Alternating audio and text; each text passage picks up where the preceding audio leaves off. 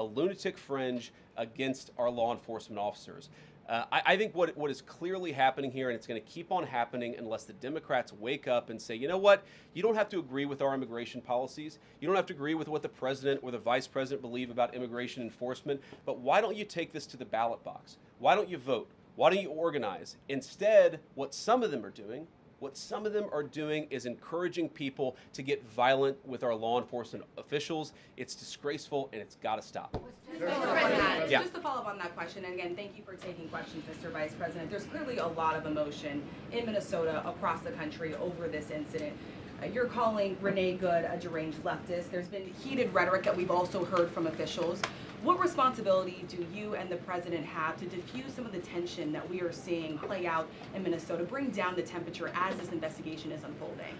What we have a responsibility to do is to protect the people who are enforcing the law and protect the country writ large. Whether you're Democrat or Republican, you deserve to have the people's laws enforced in the United States of America. Now, again, I'm not happy that this woman lost her life. I'm not happy that this woman was there at a protest violating the law by interfering with a law enforcement action. I think that we can all recognize that the best way to turn down the temperature is to tell people to take their concerns about immigration policy to the ballot box. Stop assaulting and stop inciting violence against our law enforcement officers. That's the best way to take down the temperature. And we're not going to give in to terrorism on this. And that's exactly what's happening. People trying to antagonize, to commit acts of violence. They throw bricks at them. Sometimes they shoot at them. Sometimes they dox them. Sometimes they go to their place of residence and harass their families. This is classic terrorism.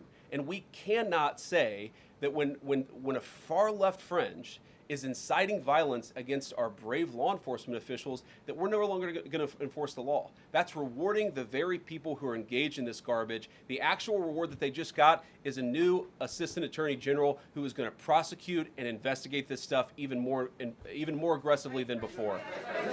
Yeah. Thanks for taking my question.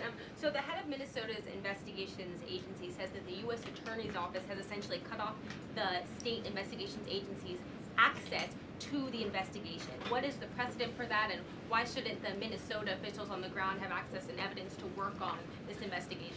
First of all, I wish the state officials in Minnesota would investigate why you have so many people who are using their vehicles and other means to actually interfere with a legitimate law enforcement operation.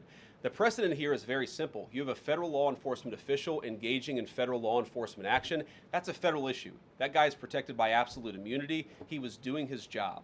The idea that Tim Walz and a bunch of radicals in Minneapolis are going to go after and make this guy's life miserable because he was doing the job that he was asked to do is preposterous. The unprecedented thing is the idea that a local official can actually prosecute a federal official with absolute immunity. I've never seen anything like that. It would get tossed out by a judge. So what I'd like Minnesota to focus on is the real issue, that they're encouraging people. Minneapolis officials are encouraging people to commit violence against ICE officials. It's ridiculous. It's got to stop. Go ahead. Mr. President, thank you. You said earlier that there's a left-wing network to attack, to dox, to assault, and make it impossible for ICE officers to do their job. You told my colleague just now that there's an investigation going on into that network. Yep. So if everything that you say is true, how does being part of that network justify being shot? Well, being part of the network doesn't justify being shot, but ramming an ICE officer with your car, that's what justifies being shot. It's not a good thing, by the way, but when you force somebody to engage in self-defense, it's almost a preposterous question. I'm not saying that funding some of this stuff justifies capital punishment. Nobody would suggest that. The reason this woman is dead is because she tried to ram somebody with her car and that guy acted in self-defense. That is why she lost her life, and that is the tragedy. Now, there may be other violations of the law and other penalties that are associated with those violations of the law. For example, if you are funding violence against our law enforcement officers, I'm not a prosecutor. My guess is that's not the sort of thing that earns capital punishment, but it should sure as hell earn you a few years in prison if you're funding the effort to try to assault our law enforcement officers. I'm sorry, guys, what's going on here? You guys are meant to report the truth. How have you let yourself become agents of propaganda of a radical fringe that's making it harder for us to enforce our laws. You just asked me a question that presumed that the reason why this woman died is because she was engaged in legitimate protest. She tried to run somebody over with her car, and the guy defended himself when that happened. Next question. The investigation is still ongoing. I said next question. Mr. Vice President, I mean, you presumably watched the video yourself. There's not the slightest doubt in your mind, having viewed it, that the victim, you still believe that she deliberately tried to round him despite seeing this video? Look, I don't know what is in a person's heart or in a person's head, and obviously we're not going to get the chance to ask this woman what was going on. What I am certain of is that she violated the law. What I'm certain of is that that officer had every reason to think that he was under very serious threat for injury or in fact, his life. What I'm certain of is that she accelerated in a way where she ran into the guy. I don't know what was in her heart and what was in her head, but I know that she violated the law, and I know that officer was acting in self-defense. It raises an interesting point, though. Look, if people want to say that we should have a legitimate debate about, what was she really doing, right? Was she panicking when she drove into this officer, or was she actually trying to ram him? That's a reasonable conversation. What's not reasonable is for so many of you to plaster all over the media that this was an innocent woman and that the ICE agent committed murder, which is what many of you have said explicitly and some of you have said implicitly. That's what I have an objection to. The idea that this was not justified is absurd, and I think everybody knows it in their heart. Yeah. Mr. Vice President, in the green jacket. Taking down the temperature, it seems like political violence is ratcheting up and riots could be around the corner. What steps does the administration have planned to try to unite America? Average people on both political sides are so tired of fighting with each other, and I think all the journalists in this room could agree with me that we don't want to be part of the problem. Do you have any words to unite America? I know you don't want to be a part of the problem, and I think that's true of a lot of you. I'm not sure it's true for everybody, because the reporting over this has been one of the biggest scandals I've ever seen in media. I've never seen a case so misrepresented and misreported when you have a guy who was defending himself and is now being treated as some sort of federal assassin by so many of the people in this room. First of all, let me say about crime. You mentioned violence. One of the things we're proudest about is that you saw violent crime over the last year drop by 20%. Why is that drop by 20%? Is it because we're attacking our law enforcement officers, or is it because we in the administration are empowering our law enforcement officers to enforce the law? I think that's one of the ways you take down the temperature, is you make people feel more secure and safe in their person and property. That's why we care so much about protecting our law enforcement, because it accrues to the benefit of the entire national community. I think that we can absolutely talk about the ways in which, we can lower the temperature by discussing differences in a reasonable and rational way. Again, I'm happy to talk with any congressional Democrat or any of you about our immigration policy, about why I think it's necessary, about why I think it's in the best interest of the country, about why the President of the United States was elected to actually enforce the border for the first time in at least 4 years. So here's the problem. That's not the debate so many people are having. They are actively covering for people who are committing acts of violence against federal law enforcement. It is preposterous. The way to take down the temperature is to stop it. Have your debates about policy. Attack me. Attack the President of the United States. Don't attack our law enforcement officers. They are trying to do the job the American people demanded that they do. They are not policy actors. They are enforcing the law. They should be treated with a modicum of dignity and respect. And the fact that they're not is why incidents like yesterday happened. The one final point I'll make about this is, look, there's a part of me that feels very, very sad for this woman, not just because she lost her life, but because I think she is a victim of left-wing ideology.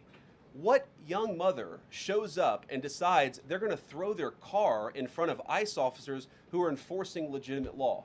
You've got to be a little brainwashed to get to that point to where you're willing not just to protest, that's fine, not peacefully protest, but throw your vehicle in front of legitimate law enforcement officers and drive your car into them. To get to that point, you have to be, I think, radicalized in a very, very sad way. I certainly wish that she hadn't got there. I know there's an ICE officer right now who very much wishes he was not put in the position where he had to fire a gun to defend his own life. Yeah. Thank you, Mr. Vice President. What's your message, following up on that, what's your message to the leaders in Minnesota, the governor of Minnesota, the mayor of Minneapolis, to calm down the situation on the ground, on the streets? What's your message also to those protesters who saw that video in a completely different way than you saw that video? Well, first of all, I think if you watch every angle of that video, there is one angle where if you squint, you can maybe tell yourself that it's not clear what happened. But when you look at all angles of that video, it is very clear that her vehicle went right for the guy. She actually collided with him. And then that's, of course, when he fired his shots. That's obvious, okay? So what I'd say to the protesters is, by all means, protest peacefully, but make this about ideas. Make this about disagreement with our policy. Don't use your protest as a justification or an encouragement for people to go and incite violence and participate in violence against our law enforcement officials. To the people on the ground in Minneapolis, meaning the local officials in Minneapolis from Tim Walz on down, I'd say, look, why can't you just disagree with a given piece of immigration policy without turning law enforcement into the enemy? And think about, for example, a criminal law where a police officer goes and arrests somebody because they violated a criminal law. If you're mad about that, go and protest the politician who passed that law. Don't attack the police officer who's just doing their job.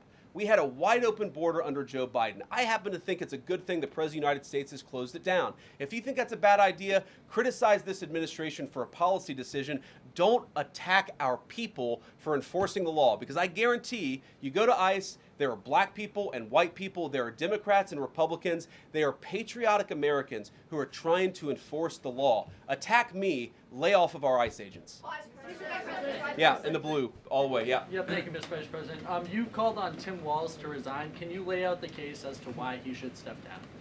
Well, look, I think Tim Walz should resign because it's very clear either that he knew about the fraud in Minneapolis, he knew about the welfare fraud, or at the very least he looked the other way. I mean, this is not like Lex Luthor, right? This is not movie villain fraud. This is the lowest IQ possible fraud. This is, we're going to take the absence of kids and set up a daycare center where there are no children, and we're going to call our early childhood education center the Quality Learning Center. By the way, if you can't spell learning, maybe you shouldn't be in early childhood education. But people got rich off of this. We know that there were schools who either had no enrollment or at least they overstated their enrollment. Tim Walz, either it was unbelievable incompetence or he was in on the fraud. That's one of the things we're going to get to the bottom of. Sir. Thank you, Mr. Vice President. Can you explain the difference between this Associate Attorney General and a special counsel? And do you envision this being a permanent position or having more of a limited scope? Well, it's going to be permanent until we get to the bottom of what's going on, so I think it's going to last for at least the remainder of the administration. What's different about it from a special counsel is, if you remember, the Jack Smith case where the special counsel was found unconstitutional, one of the big issues there is that that person was not an appointed person, completely aside from all the other issues that the person was a lunatic and that the case had no merit. There was a fundamental constitutional issue, which is that he had not been appointed by the president and he had not been confirmed by the United States Senate. An assistant attorney general, what that's going to allow us to do is appoint this person, have them confirmed by the Senate. That's one difference. The more substantive difference is that this person is going to be part of a very broad interagency White House that's being led from the President of the United States on down. And that's going to give him the resources, the access to material and information to make this person more effective. I think a lot of people have asked, how are you really going to get to the heart of the fraud? We've been asking ourselves that question for the past couple of months, and we think